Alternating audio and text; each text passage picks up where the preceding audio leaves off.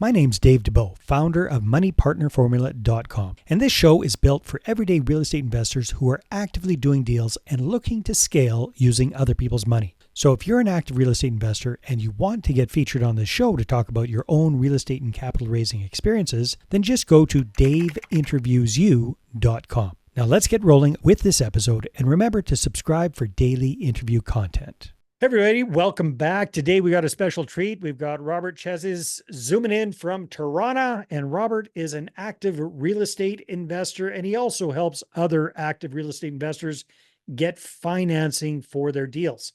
And up till now, Robert's really been focusing on taking single family homes and turning them into multifamily properties like triplexes, fourplex conversions, these kind of things. He's got a lot of experience doing this himself.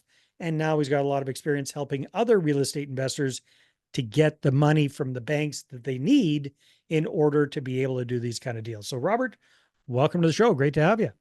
Thank you, Dave. Thanks for having me. Pleasure. My pleasure. So we're doing this interview August 2024. Can you give us a snapshot of what your real estate business or businesses look like right now? What do you do exactly? Right. Thank you. So what I'm doing right now, real estate business-wise, is multifamily properties. So started out in the residential space, have migrated over to the commercial space, purpose-built rentals. What size, give or take? Because when it comes to Yeah, of commercial, it can be course. anywhere from 5 to 5,000. So For what sure, for are you sure. focusing? So I started out with triplexes here in the city of Toronto, migrated up, added even 4 units, and then now I'm looking at sixplex up to 20 units, let's Got say. it. All right. So small to medium sized multifamily properties.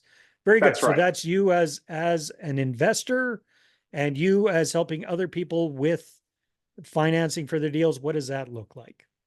Yeah, so it's really an organic process. I meet them, in my travels, in my networking groups. I'm interested myself. I'm an investor myself, and I go out to these events for the education component, for the camaraderie, for the community.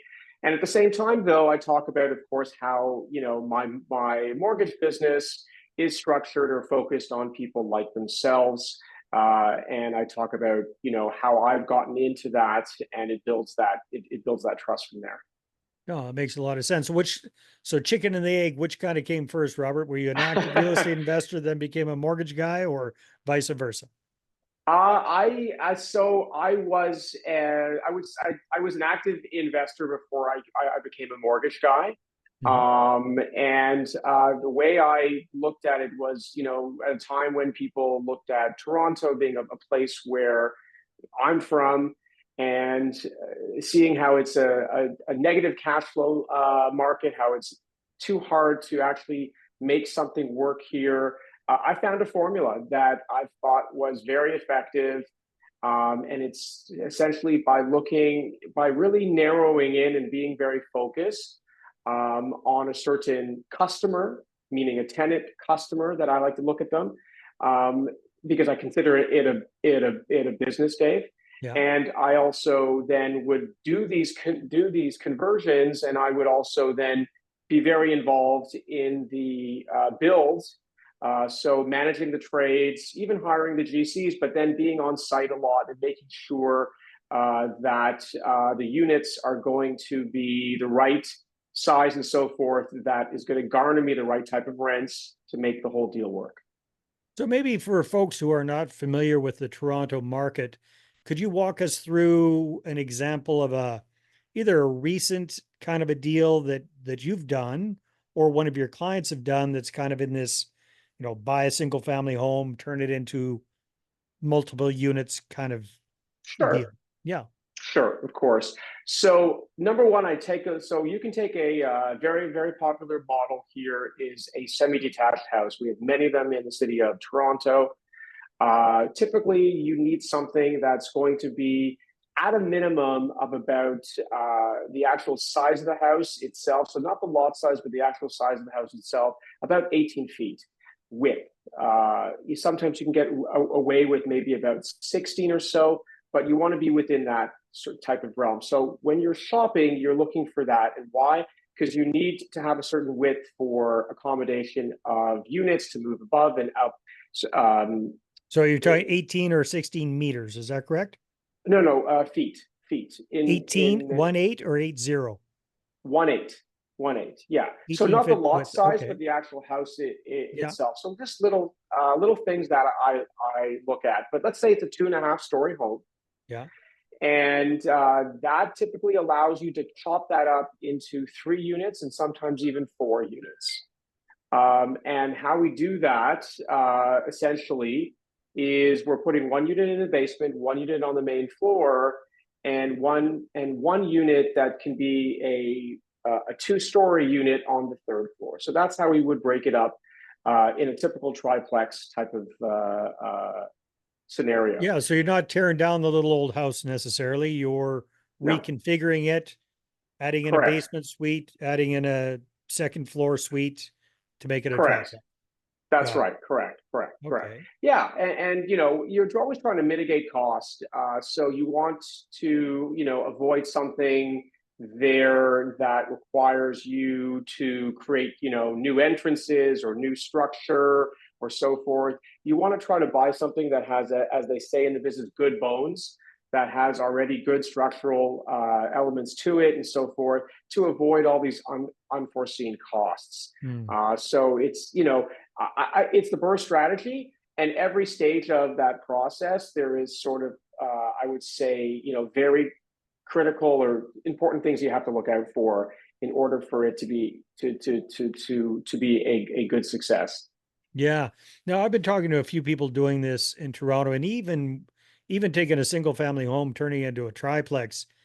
Sometimes it's difficult to make those cash flow in such an expensive market like Toronto. So in some cases, are you adding on an accessory dwelling unit, a carriage house, something where over the garage or something like that, just to kind of pump as much juice as we can out of this? Well, sure, sure. Like in my last example, I was able to convert it into 4 units. Hmm.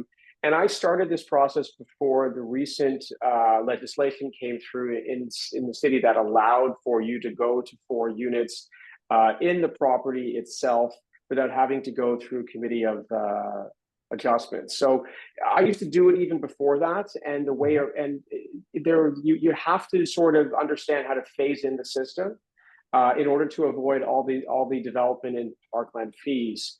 But today it's open season. So today, because the city, the province, of course, wants more housing, they brought down all those barriers, and now you can build if your property can afford. If your property is within the right zoning and the right size parameters, if you can get a permit for it, then therefore you don't have to worry about going through committee.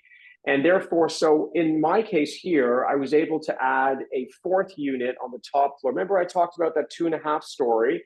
Yep. You're basically at a half story. What I usually would put is a outdoor area, a deck for tenants. Now I turn that into a separate suite on its own, like that's figuring out just boxing in that area and turning it into a 2 bedroom suite. So then Wow. every Yeah. floor has 2 bedrooms, 1 bathroom, and you've got your 2.5 story home now becomes and basically a 8 unit dwelling, 8 bedroom dwelling, and that therefore you can command in the city of Toronto at least $2,500 a month rent Per unit. per unit. Correct. Yeah. So you've turned that into basically gross rents of about 10K. Would that be fair to say? That's right. That's right. Yeah. And what would that rent out for as just a single family home? Like that little house that you bought, if it was a rental, what would you be getting for that? Somewhere in the area of 4,500 to Yeah. 5,500. So Yeah. you Doubling know it basically, correct, doubling the correct. gross. And big broad strokes, I understand everything changes, but what does it typically cost to do the renovations to turn that single family home into 3 or 4 units, give or take? Yeah, you're right. It can be a big expense, and that's what I meant by it's important to try to minimize the additional say windows or openings or so forth, or fire egress that you're going to need in order to minimize all those extra costs because they can add up. Yeah. But typically, construction costs, each unit is about 750 square feet. Um, and you're looking at something, it really would depend on the year and so forth that you're trying to do this. Construction costs have come down, I understand. So anywhere between, I would say to convert about 200 to 250 $100 square foot. Okay, so big broad strokes. What would it take to turn that single family home into that? Right. Oh, So in my case, in certain cases here, maybe 500,000, let's just okay. say. All right. And what do you 500,000. get for that? You get four self-contained units that each have their own separate HVAC, heat pumps we can employ as well. And so you can do quite well with that. Yeah. Yeah, and And there you're are hitting many the ways to 1% rule with the additional revenue. correct. Correct. Yeah. Well, yeah, close. Yes, Yeah. yes, it does depend on. So with that, with the financing for that today, it's in a couple of ways. So if you're staying within that 4 unit space, it's residential lending, of course, and you can achieve that either with lines of credit, refinancing other properties, of course, or even private money or private lending. And I help clients that, whoever based on their situation, facilitate that. Yeah, and these days, and I understand this changes all the time, but what are some of the hiccups that people are typically running into trying to get financing for these kind of properties? What are the major things that you tend to have to help your clients through? I would say, well, so hiccups when they're trying to get the financing. Yeah, Um, yeah. I mean, yeah, the well, banks tighten up and loosen up and all over it. So at this particular moment in time, what are some of the challenges that you have to typically help your clients through? yeah. So it's, I guess it's in that particular case, it's presenting the information in the right way. Mm, So it's very case specific. In some cases, if your property, of course, is registered in a corporation, many people today like to register their properties in a corporation. Those don't always appear on a credit report, and they're not always needed to be included in the overall assumption of all the debt service that you're going to be doing. But I also like to talk about with clients, strategies that they can do in order and I try to frame it as like, why are we doing this? yeah. Why are we all doing this? Like, why are we, obsessively looking to build a portfolio of properties? What's the goal? What are you trying to do here? Mm, And that's kind of where I start the conversation is like, how many properties do you want to get?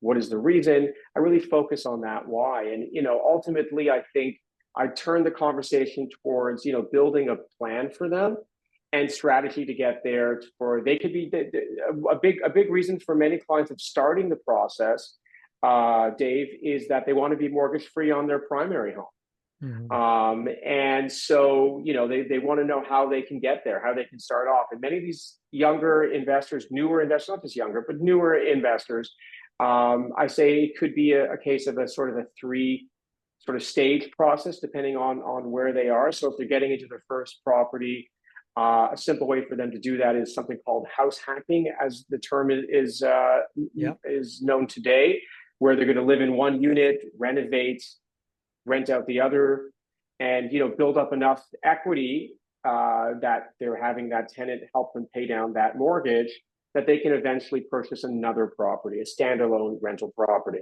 And once they have, so that's maybe phase two, they have that standalone rental property, in 5 years' time, they're building up equity in that property.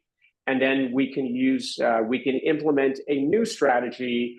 Well, it's not that new, but it's new for many, called rental cash scamming, where we're going to be using the rental income to offset, in fact, the turning our primary mortgage, which is, as we all know, in Canada, you cannot write that interest off. Finding a way to substitute that in order to pay down that mortgage using the rental income, using the tax savings, and turning that into and paying that off using interest-free money. Yeah. Yeah. Very cool. What I love about what you're doing, Robert, is, there are mortgage brokers and there are mortgage brokers. There's a gazillion of them out there. However, very few of them are active real estate investors themselves who can come to the table with that experience. So I really like the fact that you've focused your niche and you're working with investors, especially in the uh, residential kind of field there. And then you can come in with that experience, put your investor hat on and your mortgage broker hat, and help them create a plan around that, which, quite frankly, there aren't many other mortgage brokers that can really do that level of service with somebody. So I think hats off to you for that. I love the fact that you've tied everything in. And if people are going, hey, this Robert guy seems pretty smart, I might like to work with him or have a conversation. Two questions. Number one, do you only help people in the GTA and Ontario, or can you help people further abroad? And number two is, how do people get a hold of you? Oh, great. Sure. No, yeah, of course. No, I work with, yes, I'm based here in Ontario, but I work with investors across Canada. The mortgage brokerage that I'm with, we have relationships across Canada with all different types of lenders. So it's very possible. If someone wants to reach out to me, has more questions about it, they can reach out to brilliantinvestor.ca. Brilliant Investor is the company that handles all the mortgages and also the financing of rental properties. And if they want to reach me directly, Dave, they can reach out to Rob, R-O-B, Rob at brilliantinvestor.ca. That's easy. Awesome, Rob. Thanks very much for your time on the call. This has been great. Pleasure. Thank you very much, Dave.